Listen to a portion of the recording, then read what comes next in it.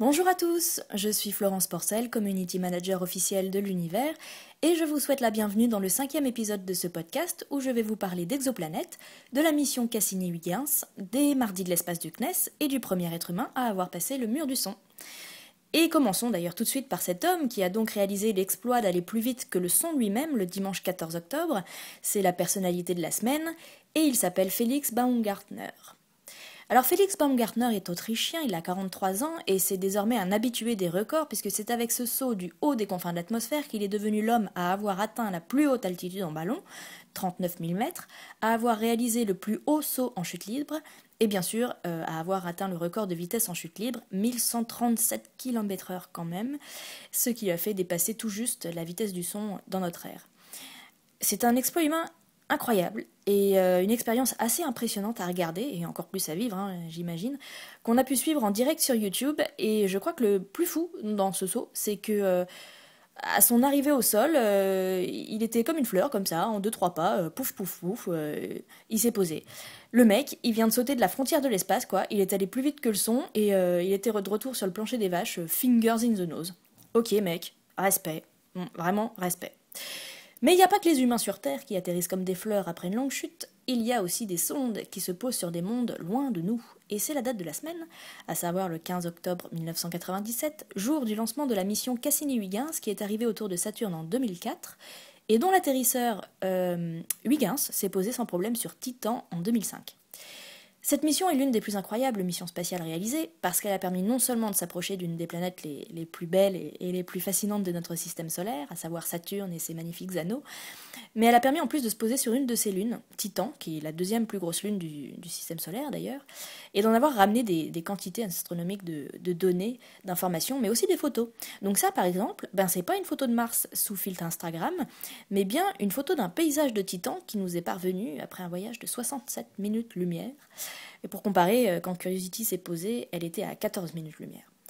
Et on peut être très fiers, nous, Européens, parce que la mission Cassini-Huygens, dans son ensemble, provient d'une collaboration entre la NASA et l'ESA, et que si Cassini est financé par la NASA, Huygens, elle, est totalement européenne, et c'est quand même le tout premier objet de fabrication humaine à s'être posé sur Mars, à s'être posé, pas sur Mars du tout, à s'être posé intact sur un corps du système solaire extérieur, donc au-delà de l'orbite de Mars. Et donc c'est plutôt un exploit remarquable. Et l'ESA nous en reparlait la semaine dernière. Ils sont un peu agacés par le fait que tout le monde soit émerveillé par Curiosity, là, alors que personne ne sait vraiment que l'Europe s'est posée sur Titan à plus d'1 milliard de kilomètres de la Terre. Et c'est vrai que c'est dommage que ça se sache pas au niveau du grand public. Donc faites passer le message, on s'est posé sur Titan. Et d'ailleurs, il y a une autre mission en collaboration avec la NASA qui est prévue dans quelques années vers Titan et Encelade. Et ce serait vraiment, vraiment top qu'elle voie le jour parce que ces deux lunes sont assez fascinantes. En attendant qu'on y retourne, des scientifiques ont pu reconstituer l'atterrissage de Huygens en vidéo et je la mettrai dans le billet dédié à ce podcast sur mon blog parce que je ne sais pas extraire une vidéo YouTube pour l'insérer dans celle que vous êtes peut-être en train de regarder, mais c'est promis, j'apprendrai pour la prochaine fois. En attendant, restons dans le système solaire extérieur avec l'image de la semaine qui nous vient d'encore plus loin, puisqu'il s'agit de clichés d'Uranus, pris d'un télescope situé à Hawaï. Il montre, ces clichés, que l'atmosphère de cette géante gazeuse qu'on connaît assez mal est très active et que ça en fait une des planètes les plus froides et les plus venteuses du système solaire, avec des températures pouvant atteindre moins 218 degrés.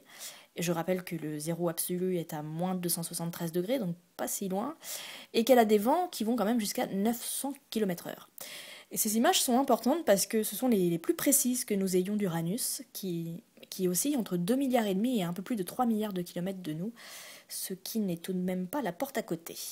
Cela dit, tout est question d'échelle, parce que justement, l'événement de la semaine nous conduit à la porte à côté de notre système solaire, puisqu'on a trouvé une exoplanète rocheuse de la taille de la Terre autour de l'étoile la plus proche du Soleil. Et c'est ouf. Rendez-vous compte, une planète rocheuse, à peine plus massive que la Terre, autour d'une étoile semblable à notre Soleil, et dans le système solaire le plus proche de nous, à savoir à seulement 4,3 années-lumière de nous, quoi. Alors, bon, ok, elle est beaucoup trop proche de son étoile pour pouvoir abriter la vie, parce que du coup, il doit y faire plus de 1000 degrés là-dessus, mais quand même, c'est ouf, parce que ça veut dire que des planètes rocheuses comme celle-ci, il y en a partout, et ça veut surtout dire aussi qu'il y a une très grande probabilité qu'il y en ait d'autres autour de cette étoile, comme le précise l'un des découvreurs, et peut-être même dans la zone habitable de l'étoile. Donc si ça se trouve, on est dans la toute première étape là, de la découverte de nos plus proches voisins. Alors je sais bien qu'avec des scies on mettrait Paris en bouteille, mais cette découverte implique quand même une chance, petite certes, mais bien réelle, de découvrir des organismes vivants au plus près de chez nous. Et, et, euh, et c'est incroyable de pouvoir vivre dans cette époque où les êtres humains sont à deux doigts de répondre à la plus ancienne question qui soit. Notre génération, la nôtre là, va sans doute savoir de sources sûres, même si on s'en doute déjà fortement, que oui, la vie existe partout, qu'elle est courante dans l'univers et que nous ne sommes pas seuls. Et, euh, et voilà, et enfin, en tout cas, moi, la découverte de cette exoplanète m'a complètement retournée et je suis persuadée que c'est le début d'un truc énorme. Bon, alors, par contre, c'est certes notre voisine à l'échelle galactique, mais l'objet le plus rapide qu'on ait lancé, c'est Pioneer 10 et il va à 37 km/s. Sauf qu'à cette vitesse-là, même lui en aura pour 35 000 ans à arriver là-bas. Donc, ça fait un peu chier du coup d'y penser, mais évitons de penser aux choses qui fâchent et félicitons l'ESO, l'Observatoire européen austral, pour cette découverte. C'est quand même chouette que ça vienne de chez nous.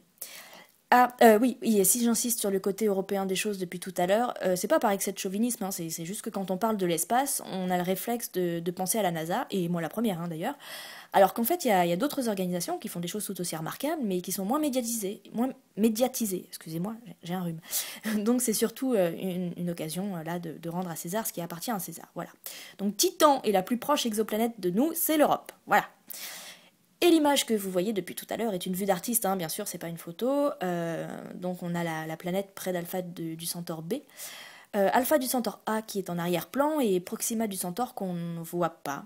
Ah oui, parce que cette planète, cette exoplanète qu'on vient de trouver là, elle fait partie d'un système solaire triple, donc avec deux étoiles semblables au Soleil, les deux Alpha du Centaure, et une naine rouge, Proxima du Centaure, qui est techniquement celle qui est la plus proche de nous. Et la planète découverte donc tourne autour d'Alpha du Centaure B. Donc, voici une photo de l'étoile.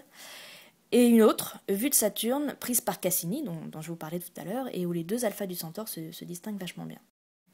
Mais pour clore cette rubrique, qui est quand même une excellente nouvelle, je voudrais à nouveau passer un coup de gueule contre Libé, cette fois, qui a fait une vidéo très intéressante sur le sujet, mais avec un angle un peu trop agressif à mon goût. Donc s'il vous plaît, amis journalistes, est-ce que ce serait possible de ne pas parler de colonisation, hein? L'histoire nous a rien appris, on n'apprendra jamais de nos erreurs. Enfin, je sais pas, mais moi, ça me paraît quand même dingue qu'on parle de colonisation d'autres mondes, quoi. Va falloir apprendre l'humilité, et vite fait.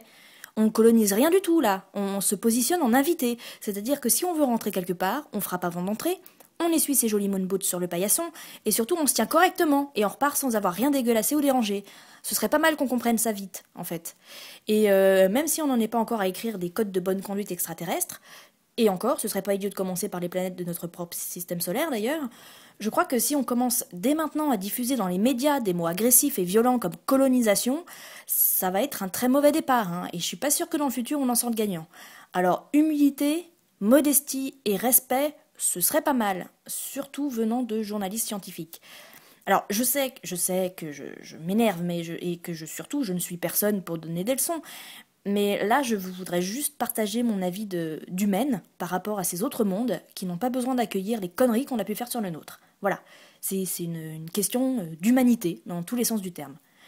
Alors désolé, c'est le deuxième coup de gueule en 2 semaines, mais en vrai ça m'inquiète vraiment qu'on utilise ce genre de vocabulaire. Colonisation de planètes, conquête spatiale, chasseur d'exoplanètes, enfin ça va quoi, enfin bref. Et d'ailleurs, chasseur d'exoplanètes, c'est là-dessus que j'avais râlé la semaine dernière, et je vais vous en reparler, là, tout de suite, puisque c'est l'info de cette semaine. 2 jours après l'enregistrement du 4e podcast, où je vous ai présenté le site Planet Hunter, qui permet au grand public de chercher, et non de chasser, donc, des exoplanètes avec les données du télescope spatial Kepler, une astronome amateur, habituée du site, a trouvé une exoplanète dans un système de 4 étoiles. Alors, encore une fois, bien sûr, c'est une vue d'artiste que je vous montre là. Elle a été baptisée PH1, certainement pour Planet Hunter numéro 1. Elle est située à 5000 années-lumière de nous et c'était une géante gazeuse un petit peu plus grosse que Neptune. Et toutes ces exoplanètes qu'on découvre m'arrivent dans le creux de ma main, puisqu'elles sont, quand elles sont découvertes. C'est le bidule connecté de la semaine, et c'est une application qui s'appelle tout simplement Exoplanète, sans le E final, puisqu'elle est américaine. Elle est gratuite et elle envoie une alerte push à chaque fois qu'on découvre une planète des contrées au-delà de notre système solaire. Là, par exemple, c'est l'alerte que j'ai reçue pour PH1. Et mercredi soir dernier, hop, 3 d'un coup. C'est vraiment magique. Et de cette appli, on a accès à une base de données où on peut consulter la fiche de chaque exoplanète, notamment Alpha du Centaure B, petit b du coup, ou même les nôtres, comme Uranus par exemple. Il y a aussi une carte interactive en 3D où on peut zoomer pour voir les étoiles avec des exoplanètes découvertes autour, il y a des diagrammes, enfin il y a toutes sortes de choses. Et moi je me suis offert l'appli qui va avec et qui s'appelle Kepler. Elle a le même avatar qu'Exoplanète avec un bandeau rouge sur le côté. Je crois qu'elle coûte 79 centimes et il y a toutes les infos sur les candidates, donc les planètes dont l'existence n'est pas encore confirmée. Passons maintenant au tweet de la semaine, qui est une réponse à une info que j'avais retweetée, à savoir que Häagen-Dazs fait dans la glace cosmique maintenant, et Éric Chariot de s'exclamer « Oh, mais c'est de l'astronomie pesante, de la G-astronomie !» Excellent jeu de mots, cher Éric, excellent, non mais bravo, ça m'a beaucoup fait rire, j'ai trouvé ça très fin. Et bon, alors désolé de devoir l'expliquer, mais le G minuscule est le symbole de la gravité. Et sans ça, on ne peut pas comprendre la blague. Donc voilà, c'est dit. Et pour finir, je voudrais vous signaler que les mardis de l'espace organisés par le CNES ont fait leur rentrée mardi dernier. Donc tous les troisièmes mardis du mois, le Centre national d'études spatiales organise dans un café une rencontre sur une question donnée entre des scientifiques et ceux qui veulent venir, le public, le grand public. C'est sympa, c'est convivial, on apprend plein de choses et ça donne l'occasion de voir les plus grands spécialistes dans un contexte un peu moins formel qu'une conférence. C'est vraiment vraiment top. J'ai d'ailleurs interviewé Séverine Klein à ce sujet sur mon blog il y a quelques mois. C'est bien intéressant et c'est de quoi elle cause, puisque c'est elle qui les organise. Et si vous n'habitez pas à Paris, vous pouvez les suivre quand même, puisque à chaque fois, 10 tweetos sont invités à venir les live tweeter de l'intérieur, avec le hashtag CNESTweetup, à suivre donc tous les troisièmes mardis de chaque mois, soit sur place, soit sur Twitter. Ce 5e épisode de la folle histoire de l'univers est à présent terminé. J'espère que vous avez pris autant de plaisir à le regarder ou à l'écouter que j'en ai eu à le fabriquer. Et j'en profite pour vous rappeler de regarder le 20h tous les dimanches à 20h sur France 5. Vous pourrez m'y apercevoir. À la semaine prochaine.